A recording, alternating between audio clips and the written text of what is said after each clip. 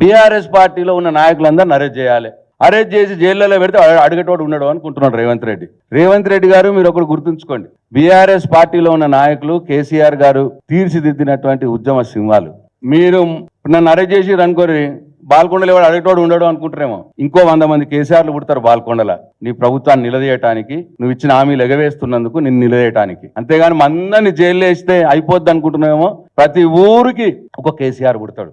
మీరు ఎంత నిర్బంధించినా, మమ్మల్ని ఎంత గొంతు నొక్కేయాలని ప్రయత్నం చేసినా, నీ వైఫల్యాలను మేము ఎత్తి చూపుతూనే ఉంటాం. మీ హామీలు అమలు చేసేదానికి మీ వెంట పడుతూనే ఉంటాం. నువ్వు ఇది కుట్రా పిట్రా ఏదో పెట్టి ఏదో కేసులు పెట్టి జైలు వేస్తామని అంటే భయపడ్డాడు ఎవరు లేడు ఇక్కడ. అయినా అవినీతి పార్టీ మీది. పిసిసి మహేష్ కుమార్ గౌడ్ గారు అంటున్నారు కేటీఆర్ మొదటి ముద్దాయట. అప్పుడే కేటీఆర్ మొదటి ముద్దాయని పిసిసి ప్రెసిడెంట్ ఎట్లా చెప్తాడు? అంటే మొదలే పోలీసు వాళ్ళకి చెప్తున్నారు అన్నట్ట. మీరు ఆ బాధ్యతతోటే మాట్లాడుతున్నాడు. ఆయన పిసిసి ప్రెసిడెంట్, ఎందుకు కేటీఆర్ మొదటి ముద్దాయ అవుతాడు? ప్రత్యక్షంగా కేటీఆర్ ఉన్నాడు.